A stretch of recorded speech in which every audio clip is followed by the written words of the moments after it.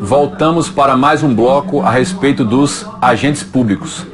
Estamos tratando da categoria de agentes públicos denominada particulares em colaboração com o poder público.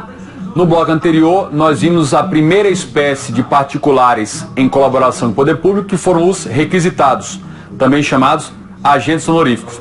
Agora, nós vamos tratar dos voluntários. Na tela comigo, os voluntários também podem ser chamados de gestor de negócio público.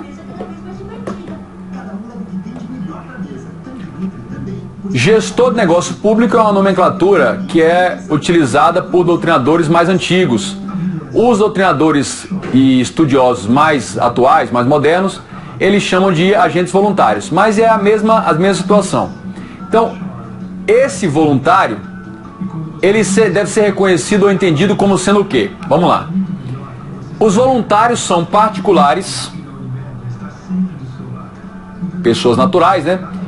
Que exerce uma função pública de forma espontânea.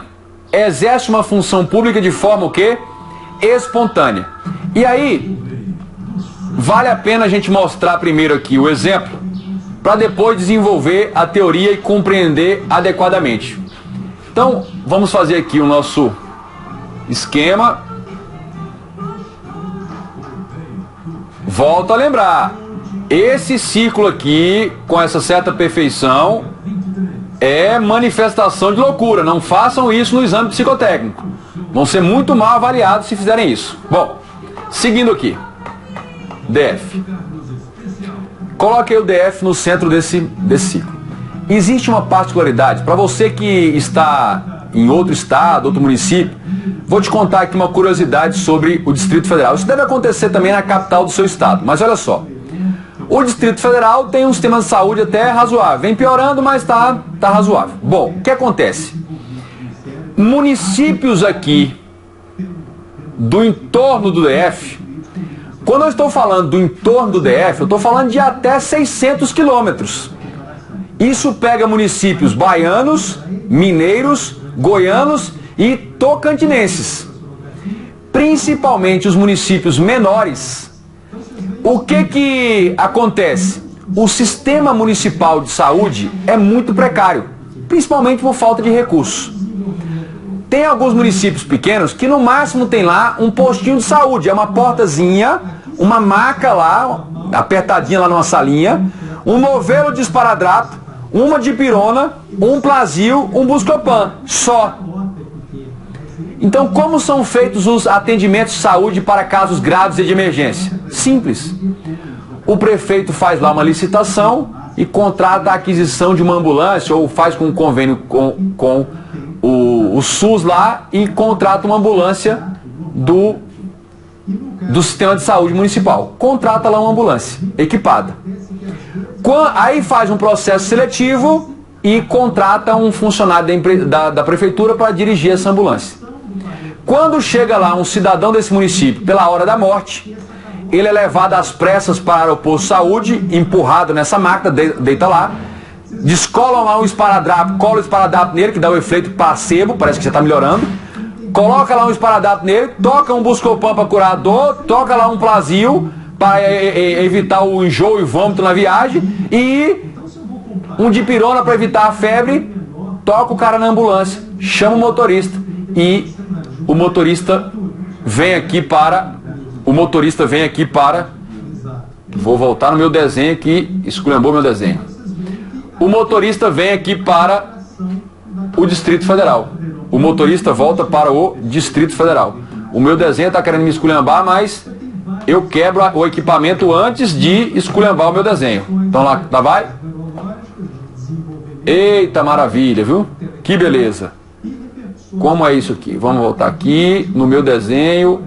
Professor apanhando o desenho, eu sei o que é agora, vamos fazer o meu desenho. Voltou para a caneta, está aqui. Olha, posso repetir várias vezes que o desenho fica perfeito. E esse ficou melhor ainda. Sucesso. Distrito Federal, município aqui. Vamos colocar aqui o município de, muito conhecido, famoso, Jesúpolis. Geo. Goiás. Então chegou lá esse cidadão do município, pela hora da morte, fizeram os procedimentos iniciais, colocaram na ambulância e para tocar em Brasília. Suponhamos que num domingo qualquer, o motorista funcionário da prefeitura estava de sobreaviso em casa. Está de folga, mas de sobreaviso. A qualquer momento pode ser solicitado para exercer sua função. Muito bem. Lá pelo final da tarde, chega um sujeito acidentado numa situação muito grave. Aí levam até o posto de saúde, alguém corre, um menino de recados corre até a casa do motorista da prefeitura para chamá-lo. Quando chega lá, ele já está em estado avançado de embriaguez. Já vai na 5ª garrafa de cachaça, sem a menor condição de dirigir. O prefeito não estava no município, estava na sua fazenda próxima à região. Nenhuma outra autoridade do secretário estava ali para decidir. E aí ficou o que fazer, o que fazer. Um cidadão do município, que não era servidor municipal nem nada, arregaça as mangas e fala: pode deixar que eu tenho carteira D, tenho habilitação para dirigir essa ambulância. Pegou, assumiu o guidão da ambulância, o volante da ambulância, e veio tocando a ambulância para Brasília. Vejam que ele não é funcionário ou servidor da prefeitura. Não houve uma autoridade pública representante da prefeitura do município para colocá-lo nessa função. Ele simplesmente, voluntariamente, assumiu a função. Diante das circunstâncias que se apresentavam, ele assumiu a função. No meio do caminho, ele perde o controle da ambulância da prefeitura municipal de Jesúpolis, invade a pista contrária, bate num carro, destrói. A pergunta é: eu posso considerar que esse dano foi causado pelo município de Jesúpolis, ou quem vai responder pessoalmente é esse particular que assumiu a atribuição? Aí é que a gente entra na história do voluntário aqui, olha. Na história do voluntário. Para ser considerado voluntário, ou seja, ser considerado um agente público, são necessários alguns requisitos. Que requisitos? Primeiro requisito: exercício espontâneo de função pública pelo particular. Eu pergunto, nesse meu exemplo, aquele particular do município que, diante das circunstâncias, assumiu o volante da ambulância e veio dirigindo aqui para o Distrito Federal, ele exerceu espontaneamente, voluntariamente? Sim. Não houve uma ordem, um pedido, uma solicitação de nenhuma autoridade pública. Ele simplesmente arregaçou as mangas e tomou a iniciativa. É o primeiro requisito. Segundo, a atuação de boa-fé. Esse particular que assumiu a direção da ambulância estava de boa-fé? Sim, de muito boa-fé, tentando salvar a vida daquela pessoa. Segundo, havia uma existência de circunstância excepcional ou anômala? Sim. Uma circunstância que não é corriqueira, mas que inviabilizava o agente fazer. E por último, uma impossibilidade real do agente competente atuar. Porque não havia outro motorista, nenhum outro funcionário lá disponível, e o motorista estava impossibilitado, em razão da embriaguez, de fazê-lo. Diante desses 4 requisitos, você tem o chamado agente voluntário. Particular em colaboração com o poder público, da categoria voluntário. Ele é considerado agente público. Então, se ao exercer essa função voluntariamente, nessas condições, ele causou um dano a terceiro, quem vai responder por esse dano é o município. É o ente público para quem ele exercia voluntariamente a função. Mas isso só ocorre se estiverem presentes todos esses requisitos. Qual é o fundamento para isso? O fundamento para isso, coloca aí, é a teoria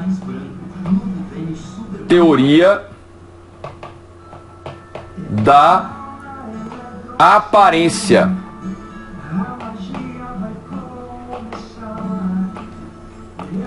Teoria da aparência. Teoria da aparência.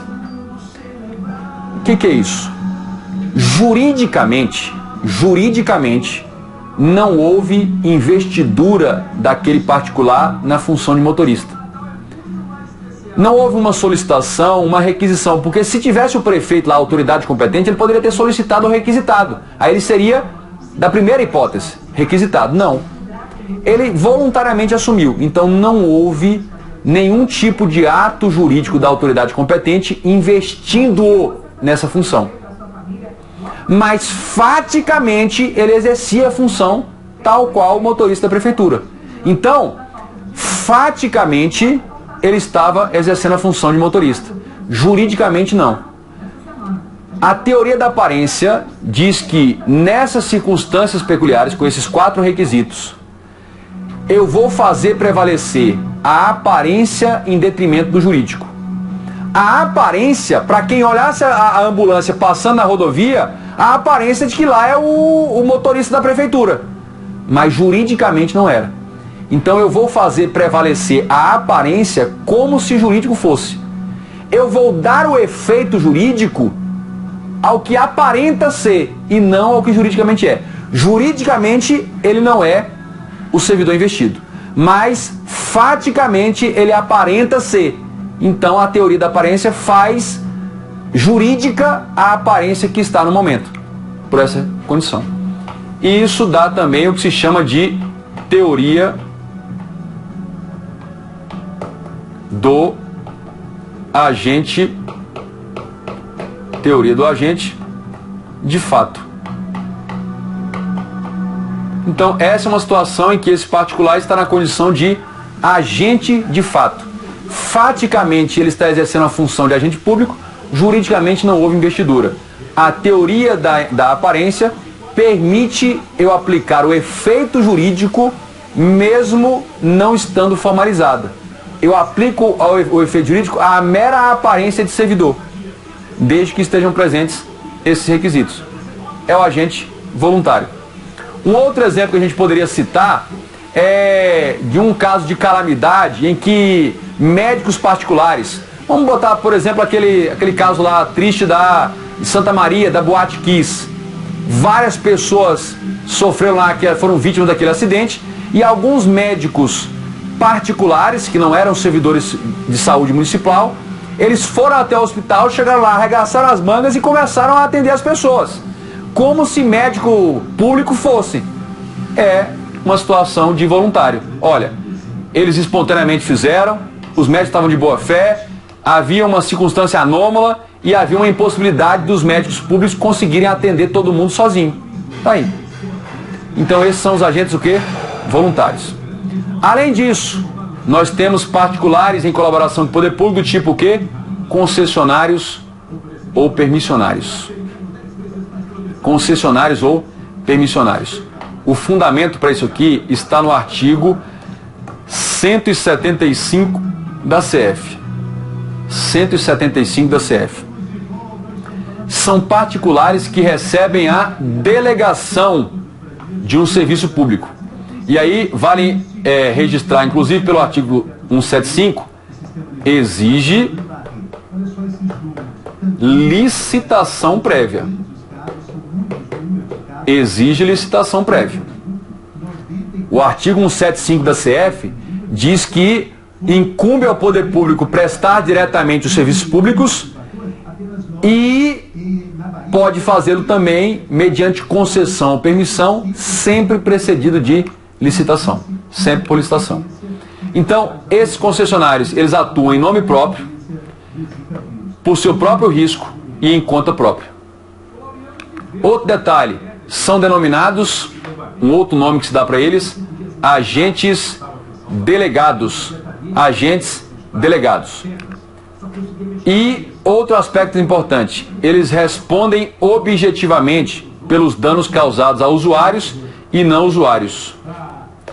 Isso aqui está previsto no artigo 37, parágrafo 6º Parágrafo 6º da CF. Então, os concessionários e permissionários de serviço público, ao prestarem o serviço, se eles causarem danos a um usuário do serviço ou não usuário, eles vão responder na forma objetiva, que a gente vai ver mais à frente, não precisa comprovar nem dolo nem culpa. E, além disso, a gente vai tratar agora dos agentes delegados de função pública. Só para constar aqui dos permissionários e concessionários, então, quais seriam os exemplos? Coloquem aí exemplos. Exemplos dos concessionários permissionários. Coloquem aí. Empresa de transporte coletivo, telefonia fixa e móvel, transporte coletivo, telefonia fixa e móvel. Além disso, tem as empresas, as companhias aéreas, que são concessionárias permissionárias de serviço. Os pedágios em rodovias federais também entram aí. Agora a gente vai tratar de uma categoria prevista na Constituição, que são os chamados delegados de função pública. São os delegados de função pública. Quem são esses caras? São particulares. E aí, vale a pena registrar, são sempre pessoas naturais. Porque os concessionários permissionários podem ser pessoas naturais, mas pessoas jurídicas também. Agora, os delegados de função são sempre pessoas naturais, que prestam os serviços, olha assim, serviços notariais e de registro de pessoas naturais, registro de imóveis, mediante delegação do poder público. A gente vai ver logo aqui em seguida, é o artigo 236 da CF, muito importante. Esses particulares, eles montam uma estrutura privada por sua conta e risco, respondem pessoalmente por isso, mas prestam esse serviço público notarial ou de registro. O que é importante saber sobre eles? Então, primeiro, a base constitucional. Então ele fala, a Constituição, artigo 236, serviços notariais e de registro são exercidos em caráter o quê?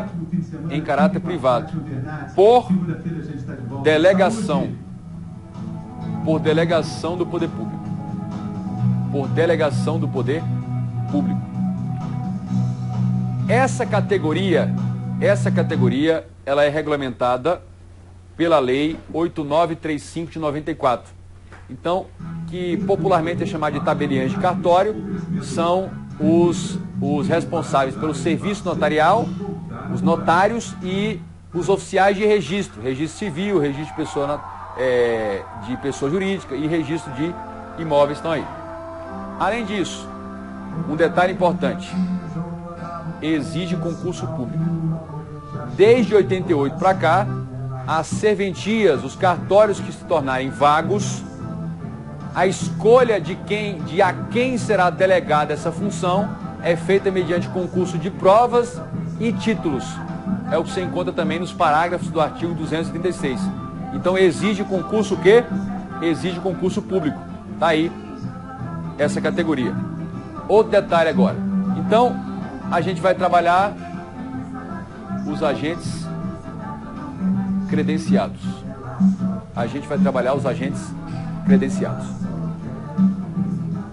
Esses agentes credenciados se diferenciam lá dos concessionários permissionários, principalmente por quê? Porque os concessionários permissionários ainda, e os delegados de função, os anteriores. Então os tabeliães, concessionários permissionários, ainda que por um prazo determinado, mas no caso lá dos tabeliães são vitalícios, mas nos concessionários permissionários, ainda que o prazo seja determinado, eles atuam em caráter contínuo. Reiteradamente eles prestam aquele serviço por um prazo. Aqui não. Aqui a gente vai destacar o caráter esporádico, eventual. De tempos em tempos, raramente, a administração precisa dos conhecimentos técnicos de um particular. Se esses conhecimentos só são necessitados raramente, não seria necessário e adequado contratar alguém e deixar permanentemente à disposição da administração pública, ou então fazer um concurso e manter alguém com esses conhecimentos para só atuar raramente. Então o que o poder público faz? São particulares aqui contratados por locação de serviço para esporadicamente representar o Estado perante terceiro na prática de atos específicos. Então eles vão atuar em caráter o quê? Esporádico. Olha um detalhe importante. Olha um detalhe importante aqui desses credenciados.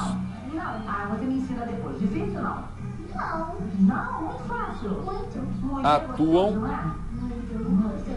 em nome do Estado. Atuam em nome do Estado. Mas você vai colocar aí, por conta própria, pelos seus próprios recursos. Então, esses agentes credenciados. Outro detalhe. Não, com certeza não é. Porque o que os filhos esperam, eles atuam regidos predominantemente por normas de direito privado.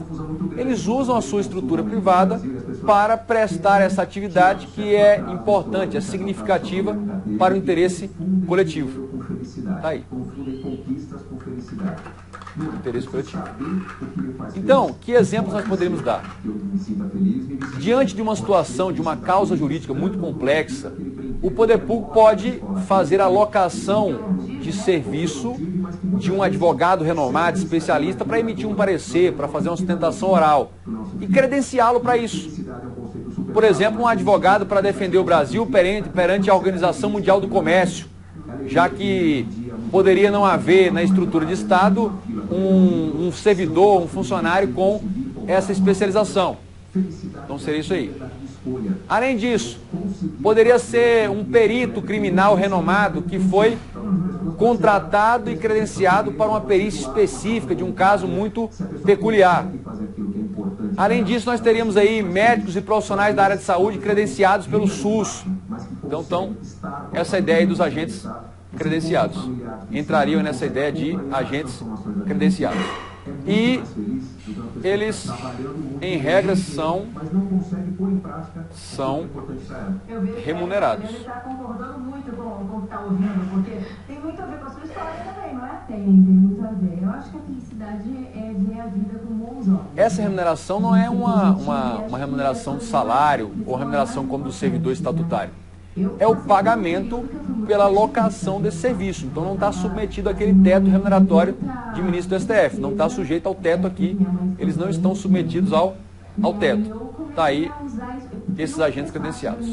E por fim, a gente vai tratar da última categoria de particular em colaboração com o poder público. São os particulares que praticam atos dotados de força jurídica oficial. De força jurídica oficial. Quem são esses? São particulares que recebem diretamente da Constituição poder para prestar serviços públicos. A Constituição Federal, em 2 momentos, prevê a livre iniciativa de particulares para desempenhar serviços que são de relevante interesse público. E os representantes máximos dessas atividades acabam tendo o poder de praticar esses atos dotados de força jurídica oficial. Que circunstâncias constitucionais são essas? A primeira é a do artigo 199 da CF. Diz: a assistência à saúde é livre à iniciativa privada.